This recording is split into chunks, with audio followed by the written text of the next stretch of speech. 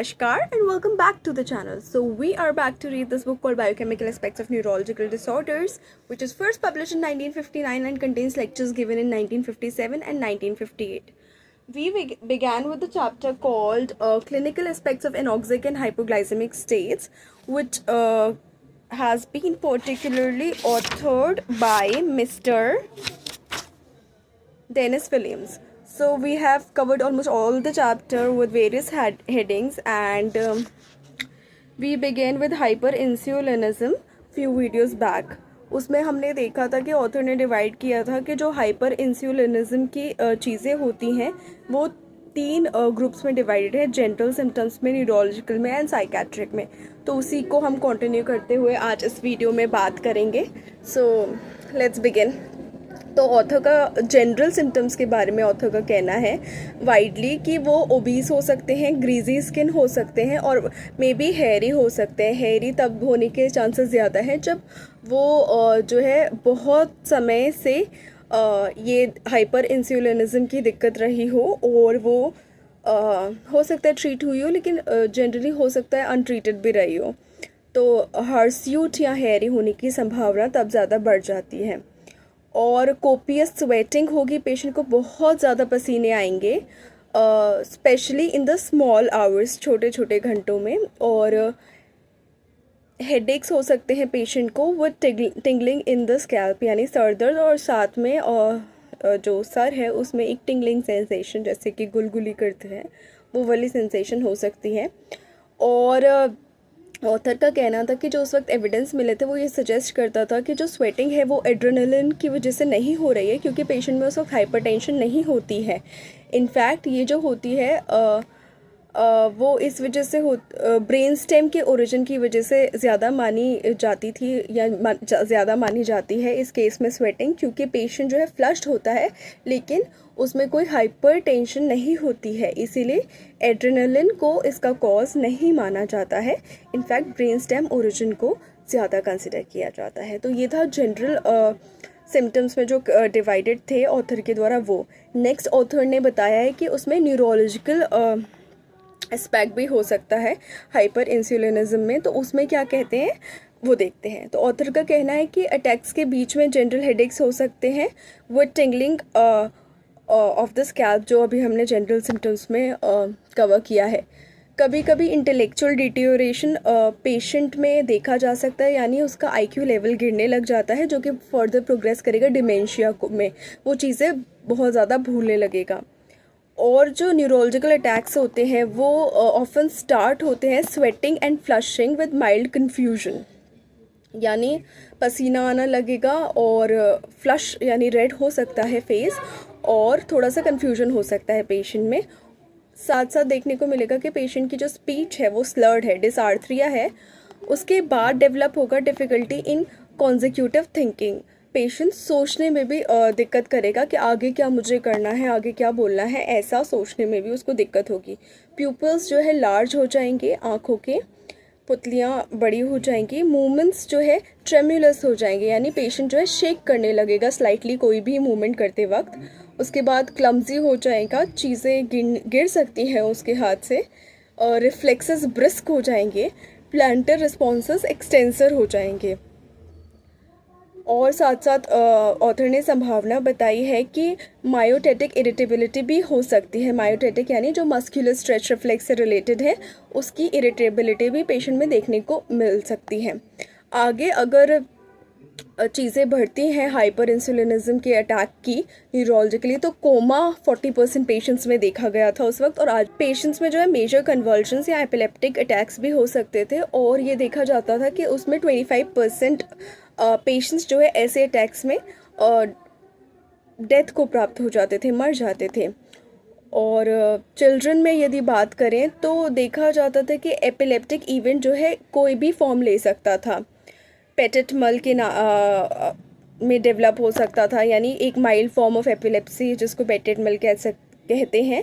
पेटेट mal with spike and wave discharge in the EEG ऐसा देखने को मिल सकता था. Then again true grand mal में डेवलप हो सकता था, या कोई भी एक पैटर्न ऑफ फोकल फिट में डेवलप हो सकता था.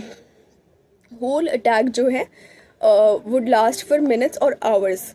डिफरेंट पेशेंट्स के लिए वेरी करेगा, किसी में कुछ मिनट्स के लिए रहेगा और किसी में बहुत ज़्यादा घंटों के लिए चलेगा।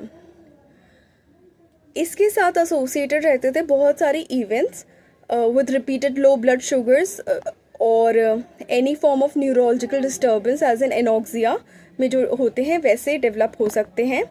10% ऑफ पेशेंट्स में हेमीप्लेजिक वीकनेस हो सकती है, some ataxia and vertigo develop हो सकता है और एक extra pyramidal syndrome like parkinsonism develop हो सकता है।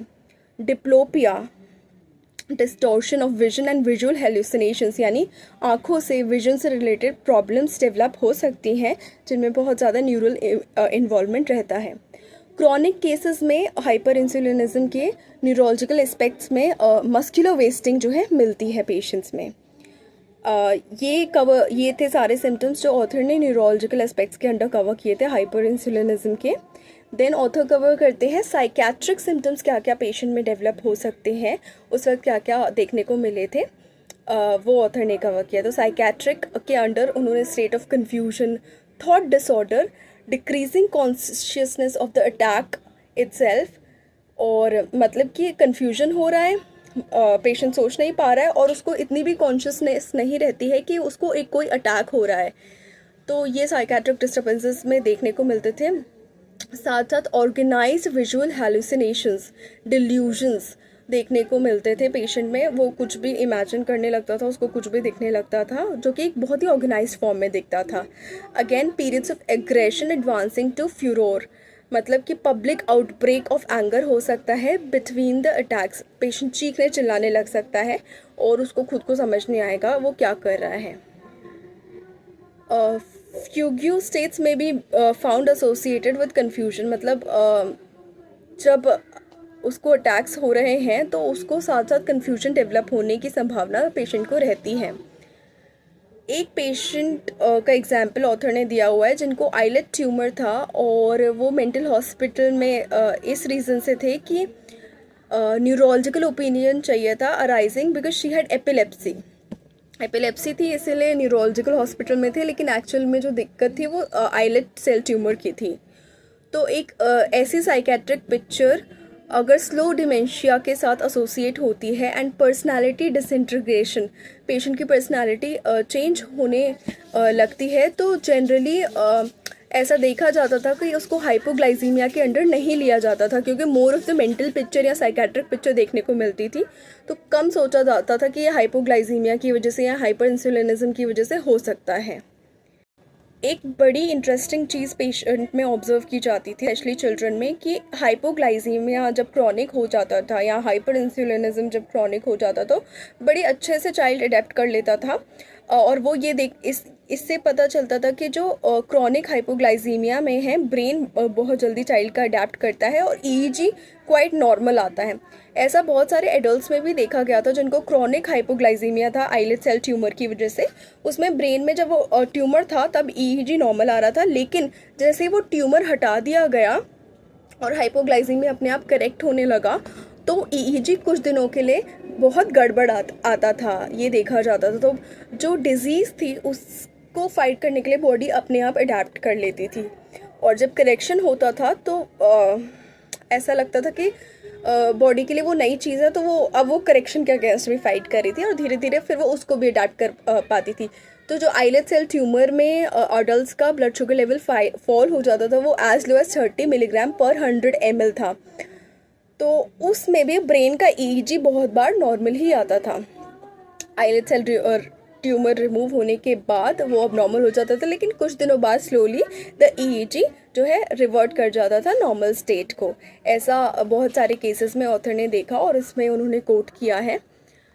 ऐसा ऑथर का कहना है कि जो न्यूरोलॉजिकल पिक्चर है वो हर एक पेशेंट में बहुत वेरी कर सकती है हाइपोग्लाइसीमिया की वजह से या हाइपर इंसुलिनिज्म की वजह से वो जो डेवलप हो रही है, क्योंकि हर एक पेशेंट की अडेप्ट करने की कैपेबिलिटी बहुत ज़्यादा अलग होती है और ये भी डिपेंड करता है कितने ड्यूरेशन से उसको हाइपोग्लाइसीमिया है, कितनी सिवियरिटी है, कितना ब्लड शुगर लेवल जो है लो है, तो पिक्चर जो है डिफरेंट हो सकती है।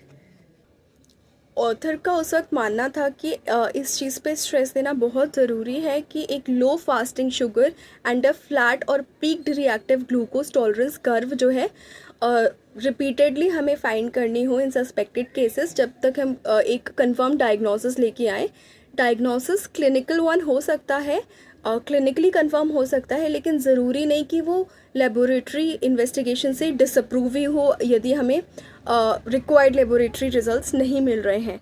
तो क्लिनिकली कोरिलेट करने को तब भी कहा जाता था, अब भी कहा जाता है। सो लेबोरेटरी इन्वेस्टिगेशंस प्लस क्लिनिकल जो एस्पेक्ट है उसको ध्यान में रखना होता है, उसके बाद कोई भी डायग्नोसिस दिया जाता है। So that's it for this chapter. We finish with the topic hyperinsulinism, and we finally finish with the chapter called clinical aspects of anoxic and hypoglycemic states given in this chapter. So though this book was published in 1959, but most of the information still holds true. Recent editions जो medical science में advance हुए हैं वो definitely हमें add करते जाने चाहिए, कोई भी correction है तो वो correct करते जाना चाहिए. So thank you so much for staying on this channel. Please like the video, share the video and subscribe to the channel, and do not forget to mention your comments in the comment section. Thank you so much.